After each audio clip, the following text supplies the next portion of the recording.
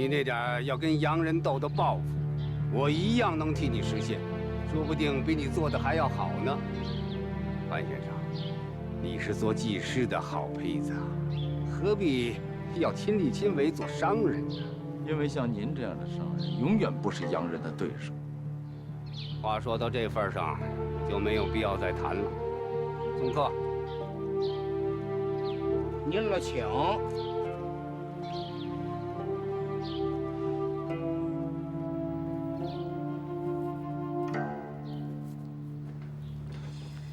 徐姐姐，这拿个笔写个字儿，怎么比煮盐使脚供还累呀？学一个本事，想出类拔萃，就没有一样是不累的。哎，可我不想出什么拔什么，我就想帮范先生。听范先生的话，好好的学，总有一天啊，你能帮上范先生。我要是能像傅小姐那样就好。你好好的学，总有一天你会像傅小姐那样帮上范先生。徐姐姐，你跟范先生不是留洋的同学吗？你也识文断字，你学问那么高，你为什么不出去帮他呀？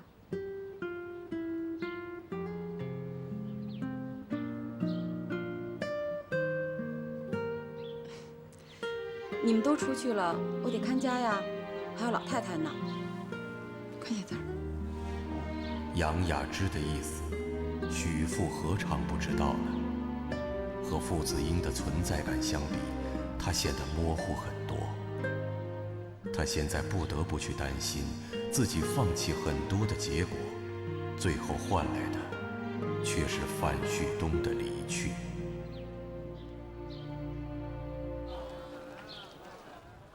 哎呀，您来了！哎，老板，你的盐我全包了，这是银票。什么？您全包了？哎，别送了，别送了，慢走，慢走。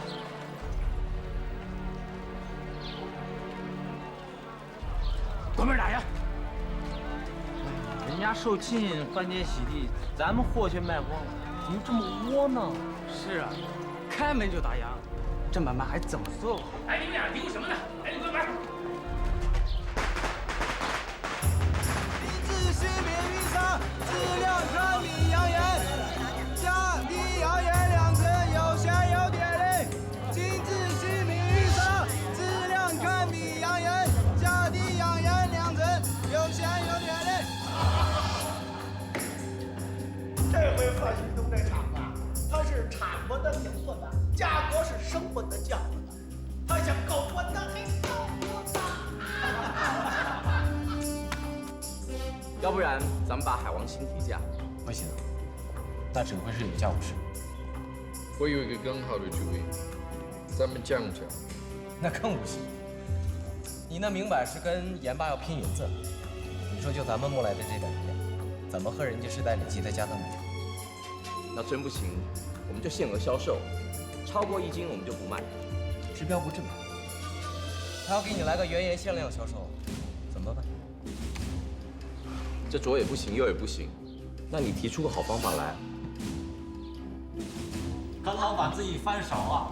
他海王星的技术还不是归我们用了？还是陈老板数得高啊！对呀，我们不要高兴得太早啊！还有一条路我们没有堵死。我决定了，不再买他们的原盐，咱们到外地买盐土。对不起，范先生，我是不是听错了？咱们去外地买烟头，从外地进盐坨，这是9大公司唯一的出路。如果我们不把这条路给它堵死了，局面斗转，犹未可知啊！长痛不如短痛，我看也好。但是咱们去这么遥远的地方买烟头，加上运费，更不便宜。是啊，如果再加上盐票，那就更贵了。那再不济也是2败俱伤。也比这样，左也不是，右也不是，比这样强。您说他们真千里万里从外地买盐坨？那也得有盐务署的引票。就是啊，哼，1张原盐的引票算得了什么呀？你们别忘了，傅家就是盐务署的人。从光绪10年起，我们长芦10大盐商拖欠盐税1000多万。袁世凯和那个叫丁恩的洋人早就眼馋了。这是我们的一个大脓包啊，是范旭东唯一能够抓住的把柄。为了这1000多万两银子，盐务署和9大公司完全有可能联手打压我们。傅小姐，您找我？你去把长隆盐区5杠62线的盐税报表给我拿来。从哪年开始？从光绪年开始，有多少你拿来多少。好。范先生，我有个建议，咱们外地买盐是可以，但是悄悄的进行。这陈立信那边的货，咱们可是万万断不得的。要不然，如果把他逼急了，那会惹出更大的事端来。中国有一句古话，小不忍则乱大谋。但是古老嘛有一句话 ，no lay m a t a n g r e 这什么意思？如果你敢碰我，我会让你后悔。那我也有一句话，我不忍，我要让他后悔。为什么要忍呢？我们辛辛苦苦把厂办起来，他们坐收渔利，为什么还要忍？办事业、做生意靠的是诚信，靠本领，他们那叫伪商之道。我就不相信，我们光明正大的做事，就斗不过他们那点小伎俩。也许我永远学不会他们那种世故圆滑，那是因为我不愿意学。我记得傅小姐曾经跟我说过，我们何必学着做商人？我们要做回我们自己。好。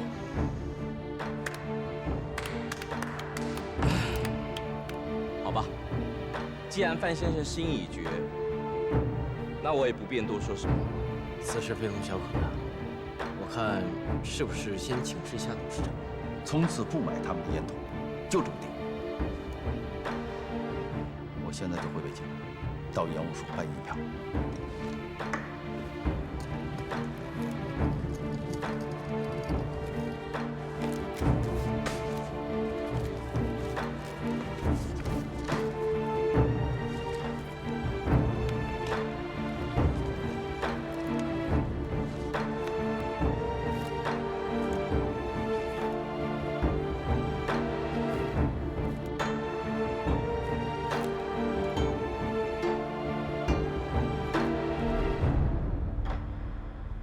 光绪34年，因修京浦铁路，沿每斤加价4万。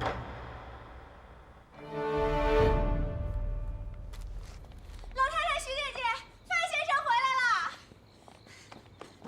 老太太、徐姐姐，范先生回来了！范先生，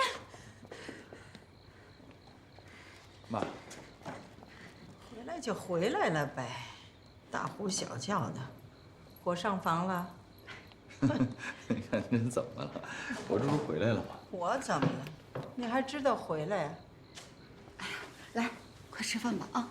范先生，你快坐呀。哎，这怎么了？哦，简单收拾了一下，跟你一起去天津。这时候去天津干什么呀？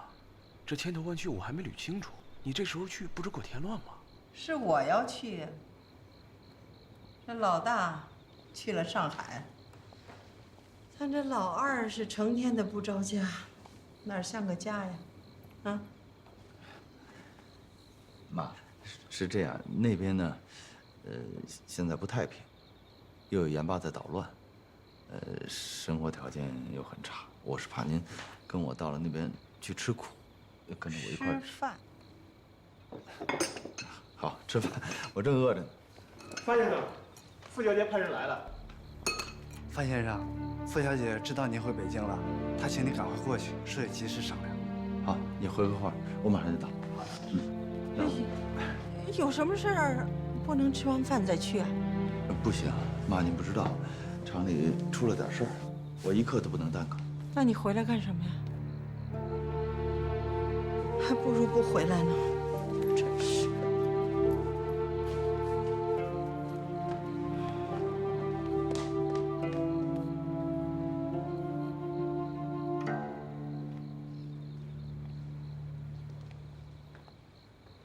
妈都盼了你一整天了，你千忙万忙，就连陪妈吃个饭的时间难道都没有吗？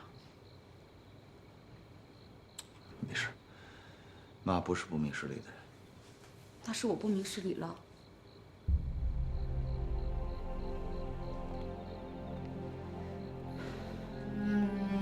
你什么时候走？明天，我明天去盐务署办了事，准备直接回岛口。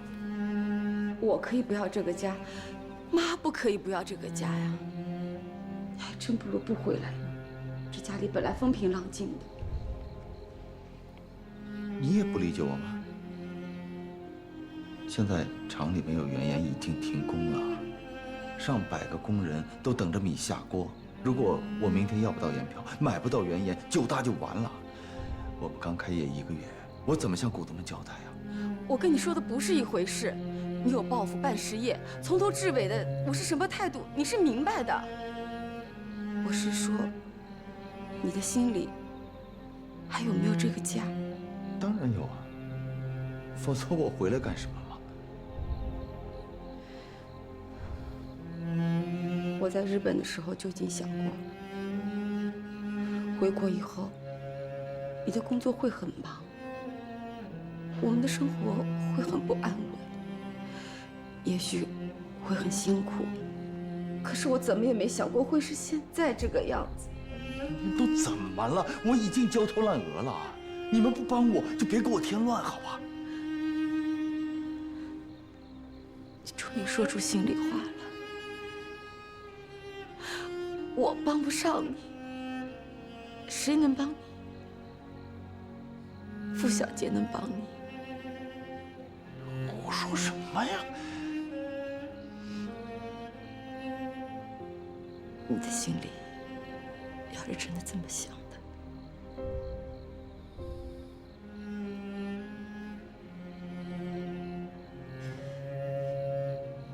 那我们就分开吧。胡说！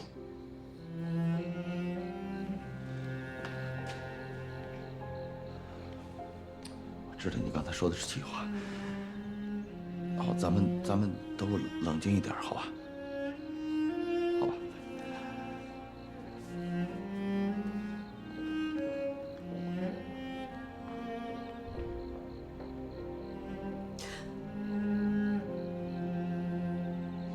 站住！你这个人怎么这么欺负媳妇呀？你小孩，你懂什么呀？回去吃饭去。我怎么不懂了？你欺负徐姐姐就是不行。干什么呀？是你亏欠徐姐姐，不是她亏欠你。她是生你气了，但她是气你不着家，又不是别的。你要真那么喜欢傅小姐，你就堂堂正正把她娶回来做小。徐姐姐有这个度量。你胡说什么呢？我没胡说。这是和你有什么关系啊？难道傅小姐她要做大房呀？这是大小的事吗？怎么不是大小的事啊？哎呦，你别在这嚷嚷好吗？傅小姐是留过洋，我徐姐姐也留过洋，上茅房还有个先来后到呢。她是后来就只能做小。哪儿跟哪儿？我跟你扯不清。你不许走！干什么呀？你闪开！我还有急事。你有什么急事啊？你有什么急事啊？就急着去见那个傅小姐吗？真是没良心！徐姐姐天天在这盼着你，知道她一个人有多苦吗？哎，就是把话说完呢。徐姐姐那么有本事的一个女人，为了你什么都不要了。有完没完呢你？哎，你不许走！你一天到晚在塘沽，刚回来又惹她生气。我答应你好吧？等我一回来，我就跟你徐姐姐赔礼道歉，就可以了。不过有一点，以后不要老傅姐姐挂在嘴上，明白吗？你做都做了，还不让我说呀？我做什么了？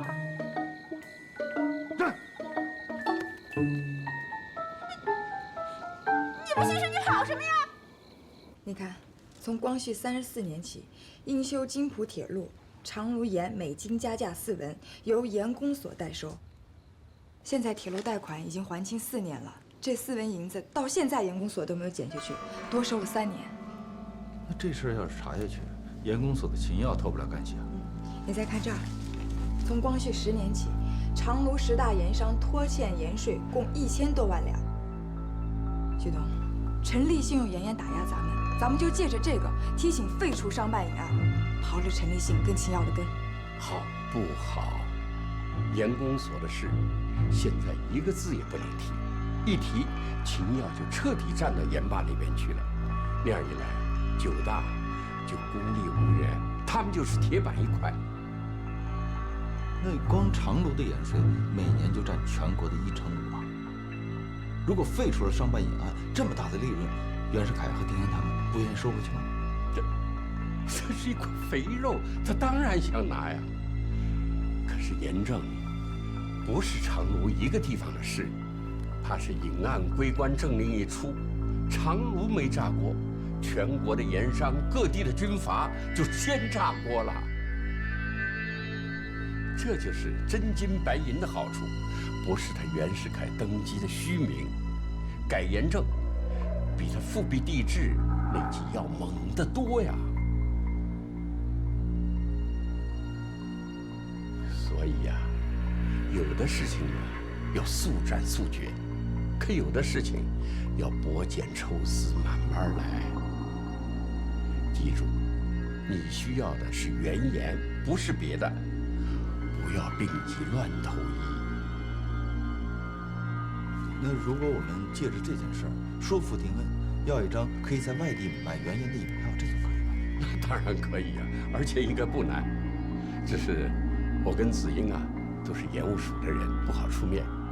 你见到丁恩，要平心静气地跟他谈。记住，咱们需要的只是原盐。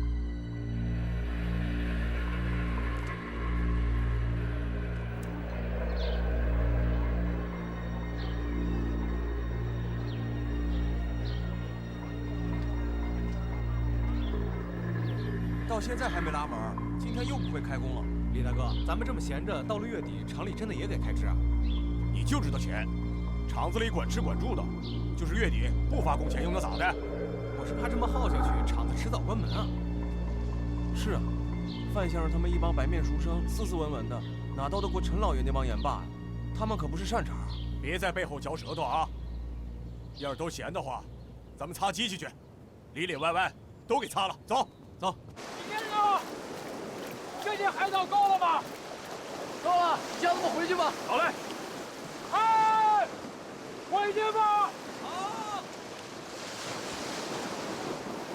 我看这碘液每天也低不了多少，这技术也要更新吗？一上了规模就厉害了。咱们现在连原盐都没有，哪有什么规模？范先生得想办法。这次看似原盐之争，实则是隐案之争。要是隐案真的归了官，那就动了咱们的根了。要是真那样，咱不如把九大拉咱这边来呀。哼，痴人说梦。范旭东跟咱们根本就不是一路人。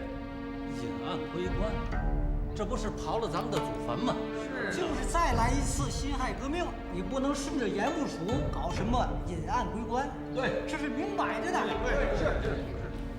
诸位不要慌，也不要把话说这么绝。现在革命党和袁世凯逐鹿中原，鹿死谁手尚未可知。这个宝我们还不能压，只要各位信得过陈某，我能够立刻让这坏事变成好事。陈老板，我们长芦10大盐商世代都以陈家马首是瞻，局面已经如此，大主意您拿。是，我们都听您的。那就好。咱们这次就是要毕其功于一役，把九大彻底打趴下，让他再也翻不了身。10几年了，长芦10大类商做成盐务署，1000多万银洋确有其事。可就算我批给你盐票，这些银子政府收不回来。可起码能遏制他们。有我们九大力在长芦，制衡当地盐商，那对盐务署这是好事。这么远马盐土，能有多少利？实在是不得已而为之啊！不过您放心，按照规矩办，不管银票多少钱，都由我们出。丁恩先生，塘沽的陈立信老板来了，让他等一等。好，丁恩先生，好，范先生也在。陈老爷，丁恩先生，长芦63县盐商推举陈某，奏请盐务署在全国实现引案归官，这是奏请文书，请您过目。陈老板，你这是开玩笑吧？哈哈，这么大的事情，我怎么可能开玩笑？如今各地商办引案，盐商和军阀串通一气，每年国家的盐税一落多少，恐怕是10之8九。为皇上想，为社稷想，引案当然应该归官。范先生，你说呢？陈老爷，这蛋糕画的也太大了吧！这么大的事儿，丁恩先生也不敢答应。这件事情是除了皇上，谁也不能乱说。您要是真替皇上想，替社稷想，就请先把那10几年的盐税欠款给付清。哈，我们当然要还清了，这是毋庸置疑的。1000万两银子，能够马上还清？我们先还10万两，其余银两与天津商会成立的粗盐工会作保，还请盐务署核准。成立粗盐工会？对，长芦盐商历来有报国之心，还请盐务署规范长芦的盐市，不要让外地粗盐擅自在塘沽买卖。您这是要赶尽杀绝呀！我明白了，您是冲着我们9大来的。范先生此行难道不是冲我们长芦盐商来的？好了好了，二位有事情可以好好说的。既然话已挑明，何必再多说？丁恩先生，您是个明白人，您是想要1000万两银洋欠款，还是给他9大外地买原盐的引票？您是顾着我们长芦盐商对朝廷的一片忠心，还是念着他9大的一己私利？我想您心里自然有杆秤，皇上心里也会有杆秤。丁恩先生，范先生，玩猛斗狠，30年前我绝不输你。这你是欠债的，政府是收债的，欠债的比收债的还霸道，这是闻所未闻。范先生就不要再挑拨我们长芦盐商和政府的关系了。我还是那句老话，在商言商。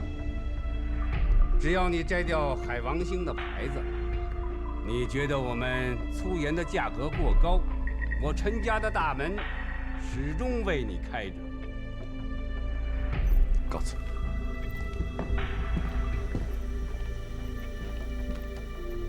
陈老板，范树洞不是你的对手，不过为了个9大，花1000万两银子，值吗？丁恩先生应该比我清楚，现在范旭东是困在笼子里的老虎，如果把他从笼子里放出来，恐怕贵国的普内门公司也不愿意看到这个局面吧。傅小姐，徐姐姐是好人，她心里的苦，你也许不清楚。你就放过范先生吧，他跟我说了，他跟你什么事情都不会有的。你瞎说什么呢？我没瞎说，我看得出来，他心里头有你，只是嘴上不说罢了。他心里也苦得很。要不，你给范先生做小吧，那样就皆大欢喜了。做小？你的意思是说做妾？是，你是名门千金，这样委屈你了。可我只是想大家心里都好受，我也只能想到这个万全的法子。你是怕我把你的范先生抢走啊？你喜欢范先生，是有人都看得出来。我是喜欢他，不过我不会把他抢走的，我做不出来。许父苦，也许我更苦。你呢？你心里苦吗？我们都是女人，你瞒不过我的眼睛。我是什么人呀？一个烧火的丫头，我可万万不敢想。为什么不敢想？喜欢谁都能想。我告诉你，范先生喜欢的不是我，不是你，也不是许父。他喜欢的是他的画工，他的实业。言和简才是他最心仪的女人。其实，喜欢一个人，不必一定要得到他的，帮着他把他最喜欢的事情做起来，不是也很幸福吗？他说的对，我跟他之间不会有事儿的，就是有，这事儿也是9大。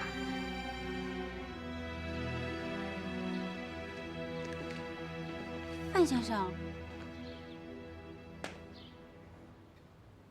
完了，这回咱们9大真的完了。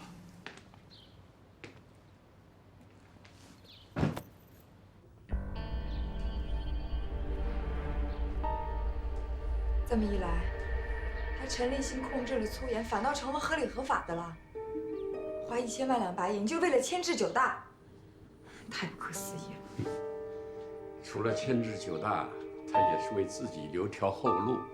他这是一石二鸟。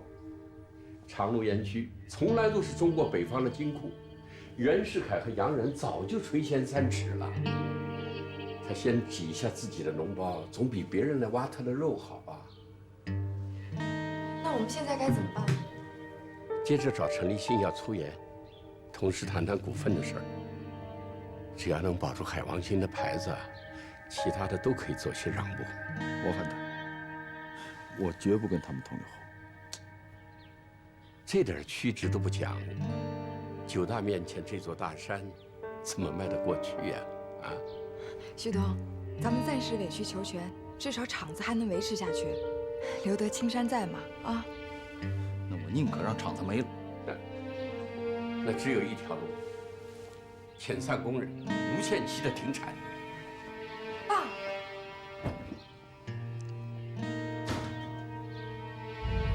老爷，来，您呐，打个盹儿吧。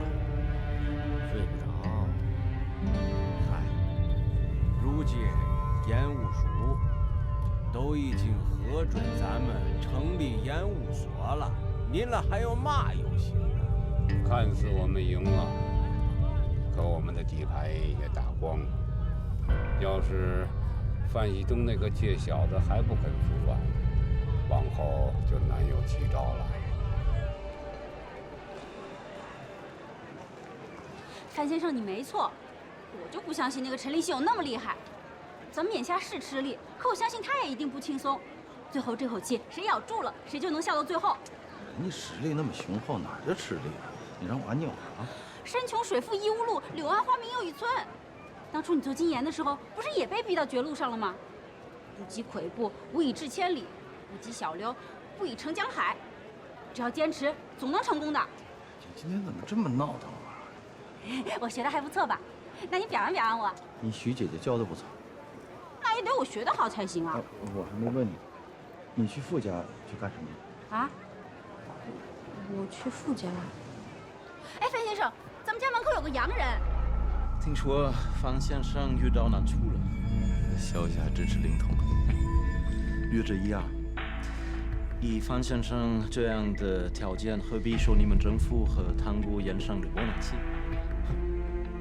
我们部门公司最爱惜方先生这样的人才，干脆带着你的9大加入到我们部门来。啊，以方先生这样的能力，世界上也只有我们部门这样首屈一指的大公司才配得上方先生。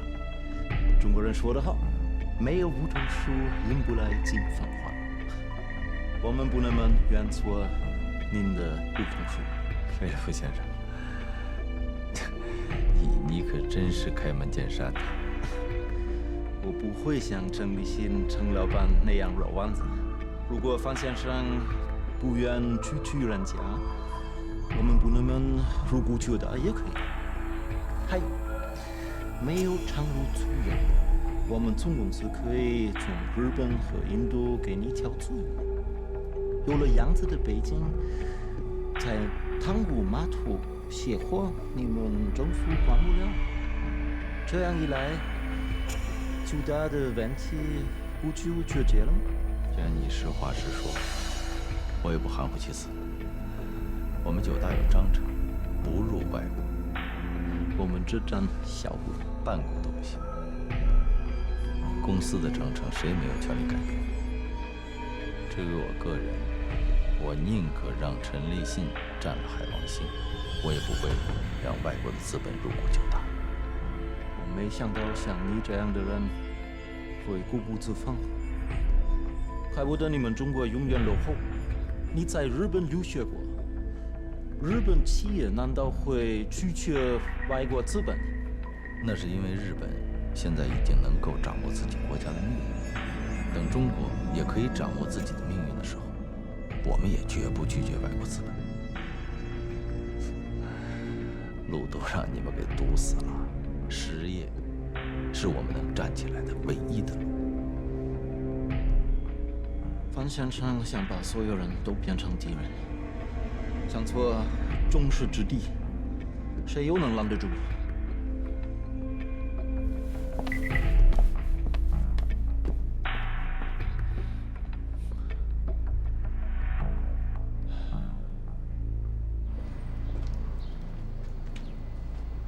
哇，李先生好刻苦啊，到现在还不休息啊？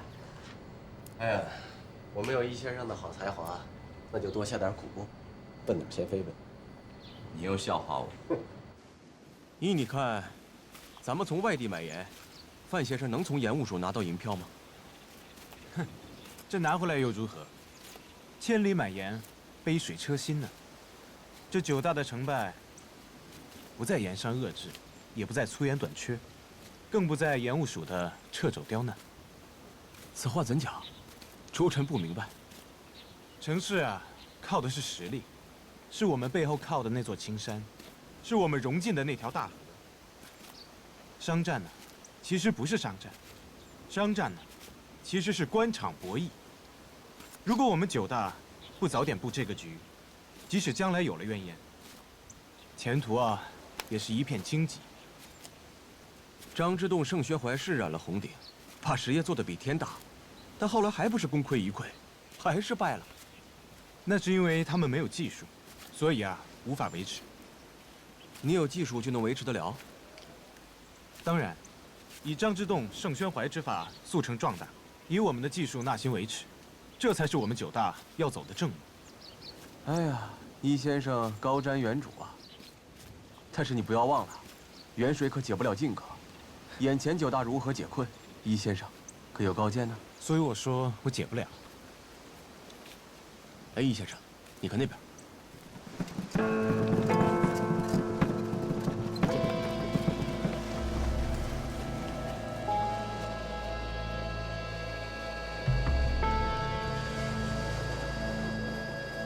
坏了，什么货呀？非要逼人都在这里装车，怕不是好事。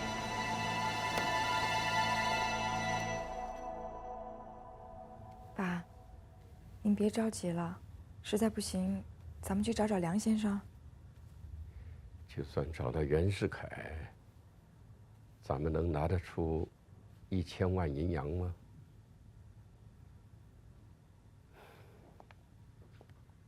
那就没有别的办法了。你想想，陈立信把引案归官帮袁世凯喊了出来，长芦早就成了袁家和政府的藩库，他们是一家人了，我们还能有什么办法？你也是盐务署的人，局面你应该知道。除了改朝换代，其他的办法都是徒劳啊！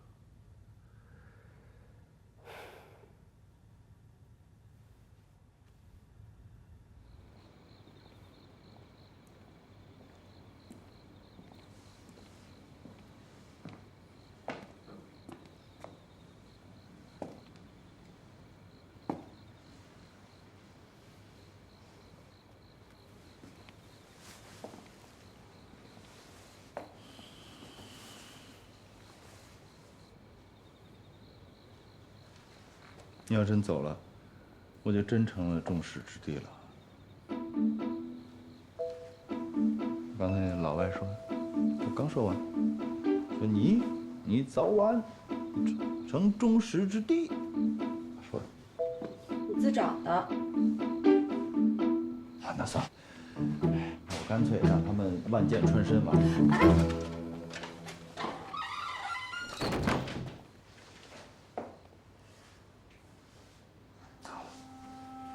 好吧，别怪我，我最近的压力实在太大了。你总不能看着我真的成为孤家寡人吧？我觉得你这点见识啊，还不如雅芝呢。不，你别老拿我跟他比好吗？我觉得雅芝说的有道理。他又说什么了？这就你着急，那边就不着急，压力就不大呀。那边？研罢呀，他们真金白银可掏了1000万呢。他们掏的钱越多，那下边的老百姓越倒霉，那钱都不是好来的。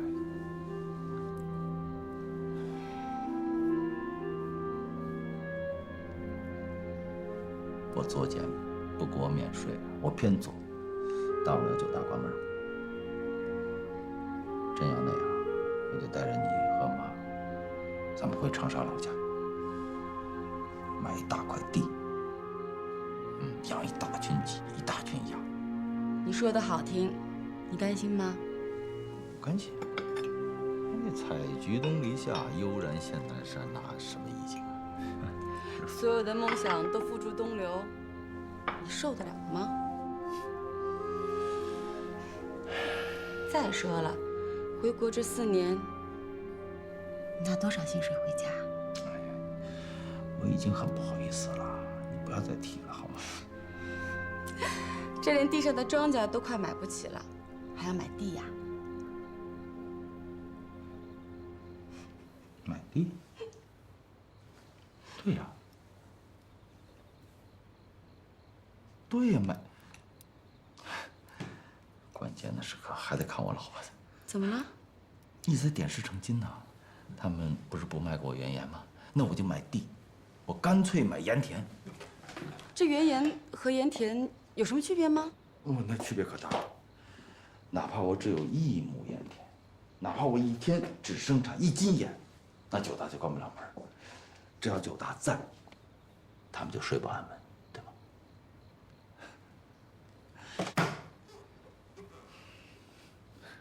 你看，好媳妇儿，帮了我大忙了。我可帮不了什么忙，我不添乱就挺好的了。谁说的这话？你说的。我没说。你说了。我没说。你说。我没说。你说。我错了。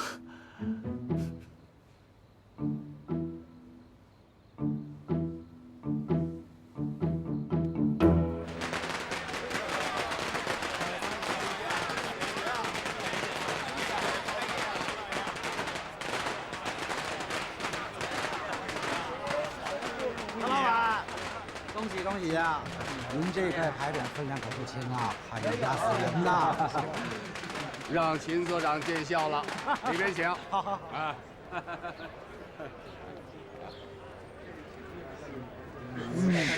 这么大碗。哦，在广州还是在上海啊？1个月以前就回塘沽了。啊？回塘沽了？他现在在哪儿？这个。说，长春楼。这个王八蛋！我打死你猪崽子！老爷，给我站住！老爷，你小子还敢回来？啊！3年前，你不是说你再也不回来了吗？啊！你在这脾气呢？什么？现在没有银子了？就想起你还有个这个爹了，你那点钱我才不稀罕呢，我迟早比你挣得多。你还想自硬？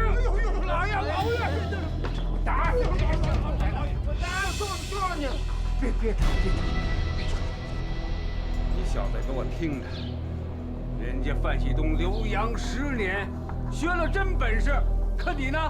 留洋不到1年就吃不了苦头，回国也就罢了，抽鸦片喝花酒，我怎么养了你这么个畜生啊！老爷，不好了！范旭东他在祠堂前面敲钟了，他要干什么？他要买盐田。买粗盐？